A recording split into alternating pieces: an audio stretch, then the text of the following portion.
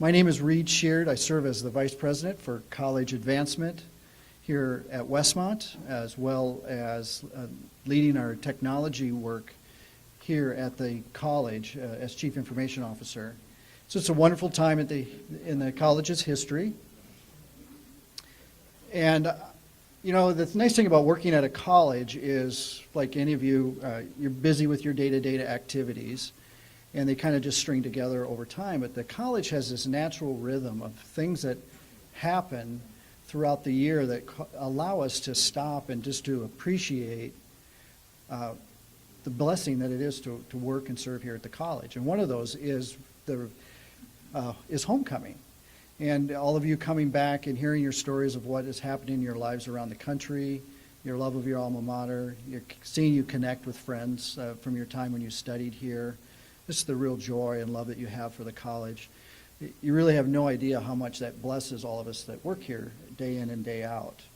It's a tangible piece of evidence that why we work and serve at this college is really your lives and what you're doing through them in the various places that you live around the country. I want to begin our program tonight this afternoon by introducing Dr. Gail Beebe. President Beebe is the 8th president of Westmont College. He's in his 5th year here at the school. Alma mater from undergrad from George Fox University, which I worked at for a while, and we met years back there. His MDiv from Princeton Theological Seminary, and then a master's and doctoral degree in religion and theology from Claremont Graduate University, and then an MBA from the Peter Drucker School at Claremont Graduate University. And it's a wonderful combination of business, theology, and this practical experience of leading institutions that really is the hallmark of Dr. Beebe's leadership here at Westmont. I was with this afternoon chapter leaders, alumni chapter leaders, and it was just a wonderful conversation where we all had the sense that the college is really at a wonderful point in its history as it takes additional steps into what it means for Westmont to serve and further God's work throughout the world. And as we look back at the last 74 years, there's so much to be thankful for. And as we look forward to what lies ahead, it is just an amazingly exciting time in spite of sometimes doom and gloom that you see around the world. And it's a very complicated time right now in our world. And we have the privilege of investing in young men and women who go out and do remarkable things that matter, that have eternal consequences. We're very fortunate to have President Beebe leading the school at this time. He served 7 years as president at Spring Arbor University in Spring Arbor, Michigan, and as I said, is in his 5th year here at Westmont. We've got a forthcoming book coming out, The Shaping of an Effective Leader, 8 Formative Principles of Leadership. I encourage you to pick that up in January. And lastly, married to Pam, 3 children, Anna, who's a freshman here at Westmont, Elizabeth and Ricky at Providence Hall College Preparatory, Junior High and High School here in Santa Barbara. Please welcome Dr. Gail Beebe.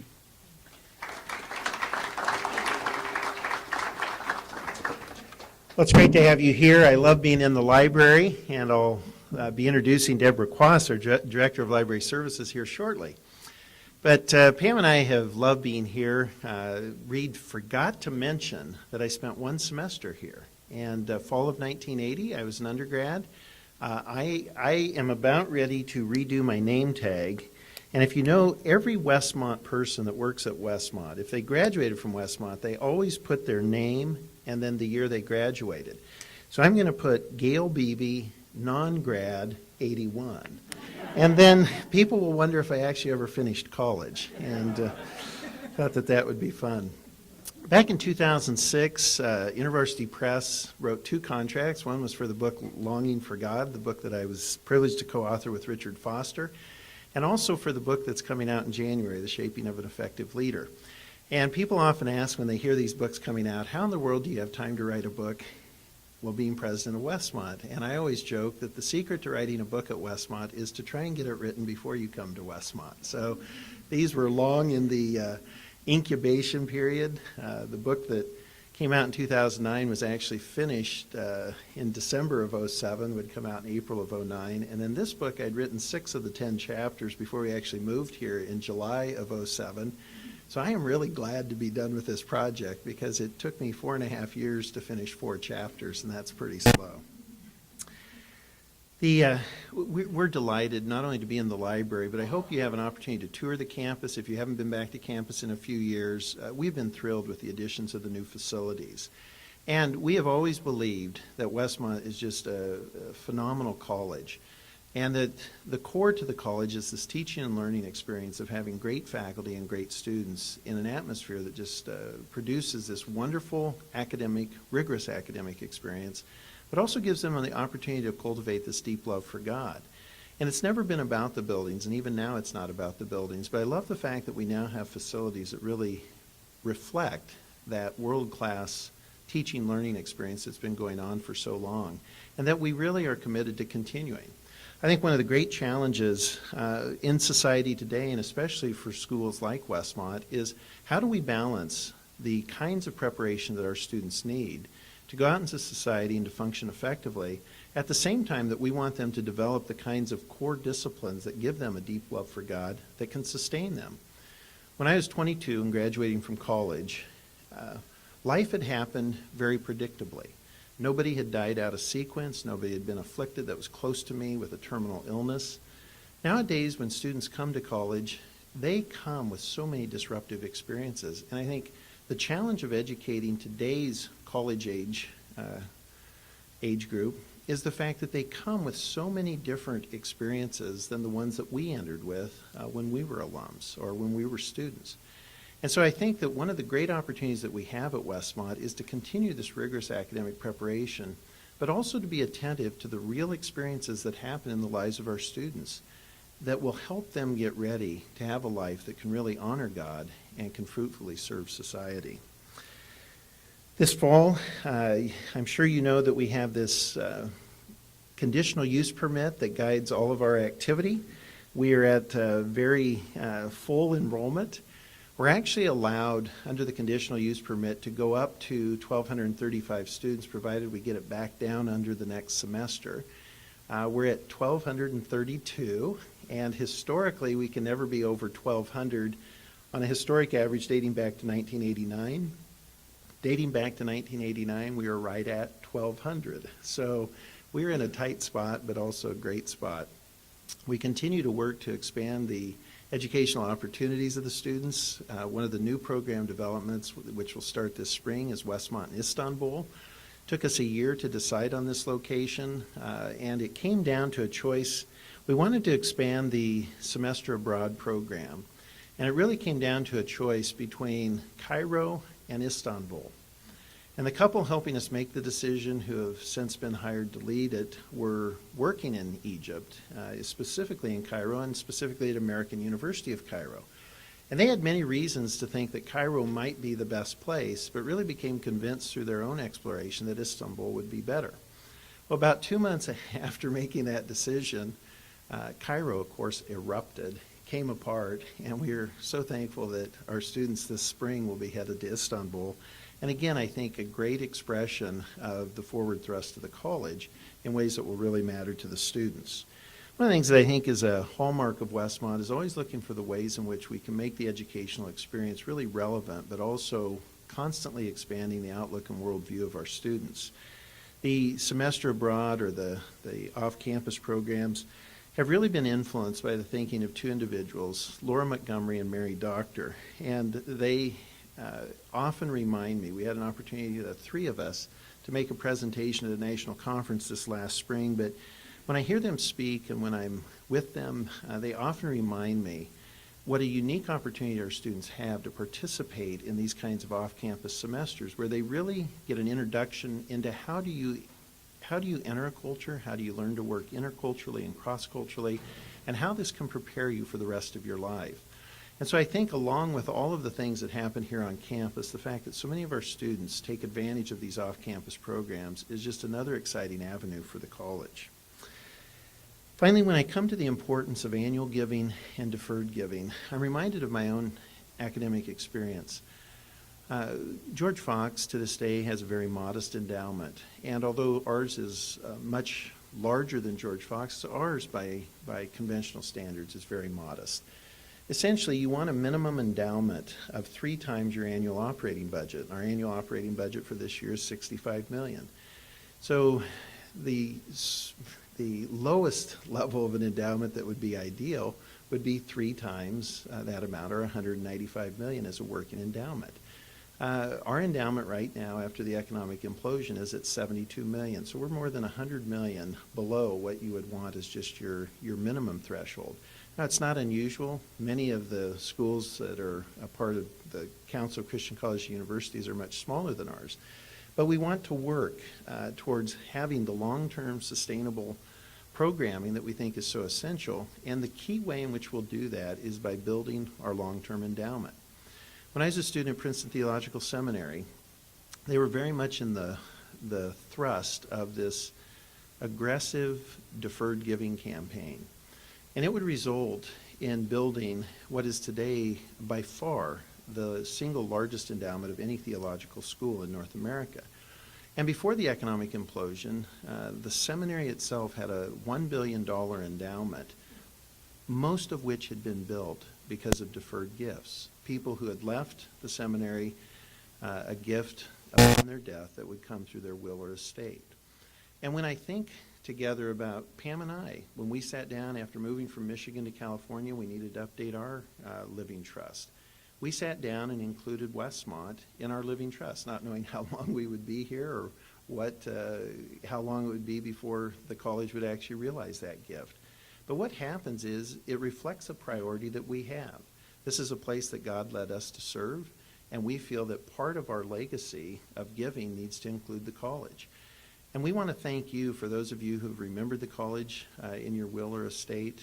It's just one of the ways in which you ensure the long-term opportunity that we want to have to make a difference for Christ in the world, again, by pursuing this very unique educational mission of helping our students have the rigorous academic preparation they need to serve society well, but also having the opportunity to enter into a deep love for God that can sustain them no matter what life may bring. At this time, I'd like to introduce Deborah Quast, who is going to come and speak about this wonderful library and what it means to have as a learning resource center. Deborah has been academic librarian for 24 years and was appointed Director of Library and Information Services at Westmont in July 2009. Prior to this, she served as Associate Professor and Faculty Chair for the University Libraries at Azusa Pacific, supervising library faculty in the areas of access services, collection development, library instruction, and web services. Deborah received her BA in English from the University of California at Los Angeles, Master of Library Science from Cal State Fullerton, and a Master's of Education in Educational Technology from Azusa Pacific. She's married to Jonathan, has 4 grown children, and a grandson.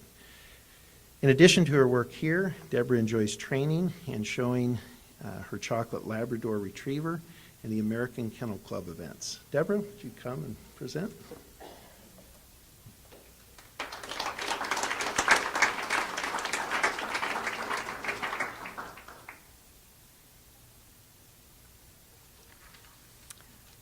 I hope you're enjoying your food and drink in the library. Did you notice that that was okay now? The students love it too, let me tell you. Well, good afternoon. On behalf of the librarians, the staff, and the student employees of Vosco Library, I want to welcome the President's Associates and the members of the Wallace Emerson Society to Westmont's beautiful new learning space. When I arrived on campus 2 years ago, I walked into a library that felt very comfortable and very familiar. It was like the libraries that I was used to growing up in Long Beach, California. The libraries I visited from the mid-50s to the late 90s. Libraries that smelled like glue, paper, and leather. Very silent places, quiet. And unfortunately, this library that I walked into here was empty. So the planning process for the library renovation began immediately. I tried to figure out funding sources, floor plans, and strategies for success at this place. Fortunately, I had wonderful allies. I had 9 librarians and staff of the Vosco Library, the provost, Rick Pointer, and also, last but not least, Dr. Reed Sheard, all of whom shared our vision for the new Vosco, a 21st century library appropriate for a nationally ranked liberal arts college. A year passed, we did all of the planning, and then in the summer of 2010, if you stopped by the library as it was, a cacophony of noise interrupted the silence. For 10 weeks, construction occurred. It was noisy. We removed walls. We took down vintage cubicles. Some of you may remember those. We still have some upstairs. We reconfigured the space on every floor. Dated and uncomfortable furniture was removed and replaced. Movable compact shelving that had been stored up on the roof for a year was brought down by a 70-ton crane and installed on the lower level. All of the print books and the journals were relocated to that lower level into that shelving. Long expanses of floor-to-ceiling glass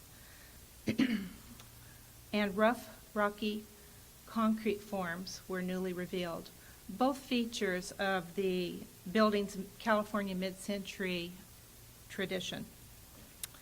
The 21st century space that you are experiencing now is the delightful result. This transformation places Vosco Library in the company of academic libraries who are looking back to move forward.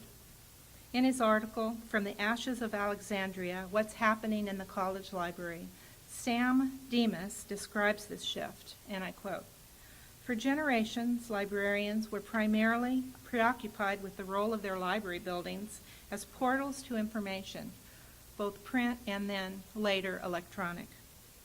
In recent years, we have reawakened to the fact that libraries are fundamentally about people, how they learn, how they use information, and how they participate in the life of a learning community. As a result, we are beginning to design libraries that seek to restore the library's historic role as an institution of learning, culture, and intellectual community. The design of academic libraries is beginning to embody the egalitarian renaissance of the ideals of the Library of Alexandria. This Library of Antiquity was indeed a great synoptic collection. However, its larger purpose is lost from popular memory and is indeed largely missing from our conception of the library in higher education. That this Temple of the Muses was a research center, a museum, a venue for celebrating the arts, inquiry, and scholarship." End of quote. Within the academy, this ancient ideal of libraries as centers of art, culture, research, and learning was largely lost. The good news is that things have changed. Academic libraries in the 21st century, including our own Vosco Library, are reinventing themselves in response to the proliferation of digital information and changes in learning and teaching styles. This historic ideal is being revisited and updated. To quote Sam Demas again, "The promise of digital libraries speaks to one key part of the Alexandrian ideal, to provide access to a universal collection." The Vosco Library Collection has experienced a dramatic expansion in scope and depth through access to a proliferation of databases, e-books, and e-journals. Last year, the library expanded access to books and other materials with the implementation of WorldCat Local. This product is our online catalog and is used for finding materials in Vosco Library and beyond. WorldCat Local delivers a single search box that gives access to more than 963 million items from our library and the world's library collections to our campus community. It connects people to all of the library's materials, digital and physical, as well as to the delivery services that get them what they need. This past summer, Vosco Library joined 31 other libraries as an early adopter of cloud-based web-scale management services developed by the Online Computer Library Center, a well-respected nonprofit computer library and research organization. With these innovative member libraries, we share a common vision to eliminate many of the barriers that prevent access to information. In November 2010, Vosco Library implemented Camino, a new service that provides resource sharing within member academic libraries and provides quick access to more than 2 million books. Demas points out that another facet of the Alexandrian ideal is the creation of special places in which collaborative learning and research and creative work generally take place. Like the Library of Alexandria in ancient times, Vosco Library created spaces and services to support research, thoughtful inquiry, discussion, and collaboration. We call this space the Learning Commons. As we have seen, the idea is not new. The idea is more than new furniture and technology. The transformation of Vosco involved partnerships with other campus academic departments to create a space designed to enhance learning, teaching, and technology in order to bring together faculty and students into a flexible learning environment, which is an integral part of the Learning Commons concept. The library and the Information Technology Department, along with the Writers' Corner, formed an alliance to better serve students. The library also forged opportunities with the Music Department and the Westmont Museum of Art.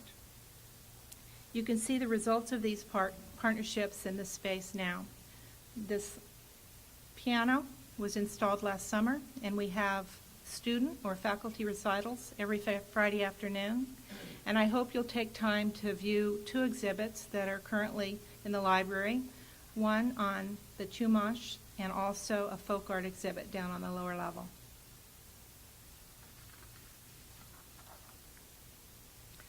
Westmont students, like their peers across the nation, prefer active, participatory, and experiential learning. They are highly social, connecting with friends and faculty, both face-to-face and online.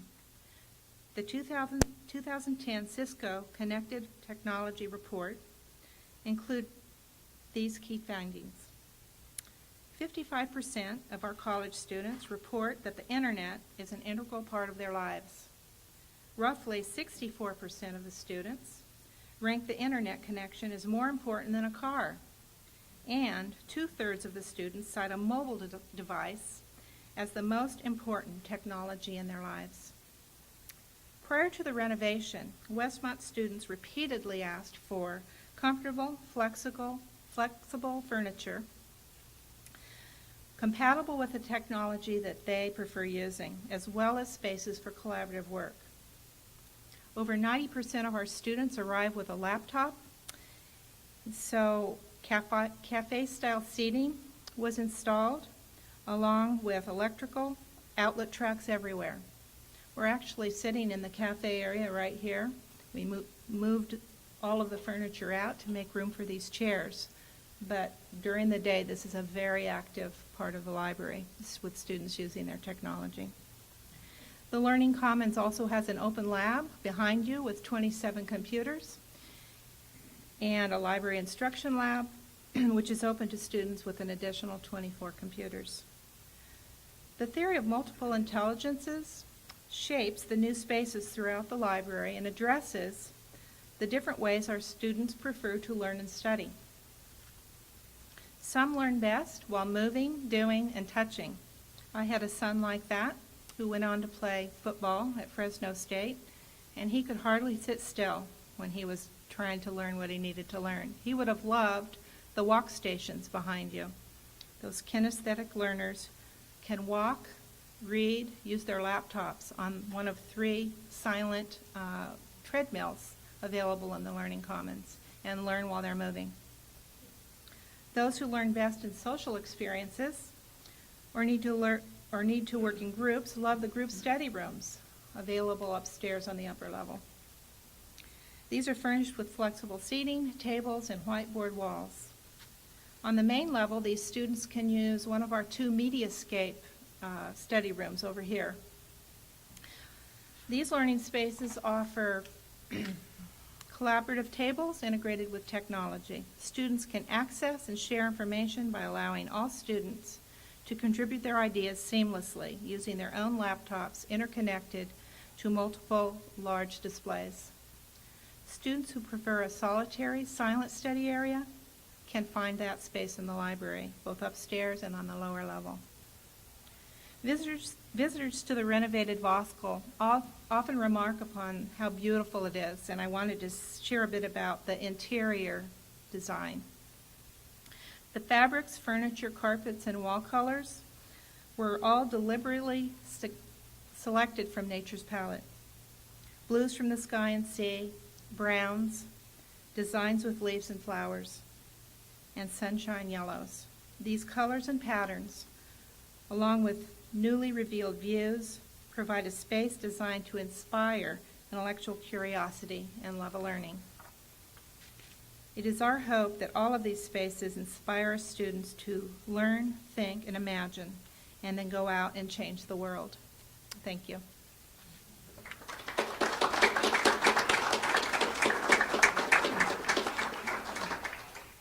Do you have any comments or questions about the library? I'd love to know your first thoughts when you walked in, especially the alums.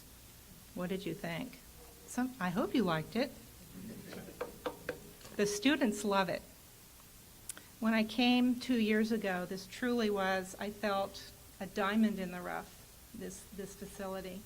And now I feel like it's shining on top of the hill on the academic corridor. And the use by our students and comments by our students really bear out the success of this renovation. Our building use went up over 300% and has stayed consistent at that level. You can walk in any time of day or night, the 99 hours a week that we're open, and this place is just packed with students studying, working together, checking out books, using the databases. It's wonderful. It gives me joy to come to work when I see that, still, a year later. So, thank you.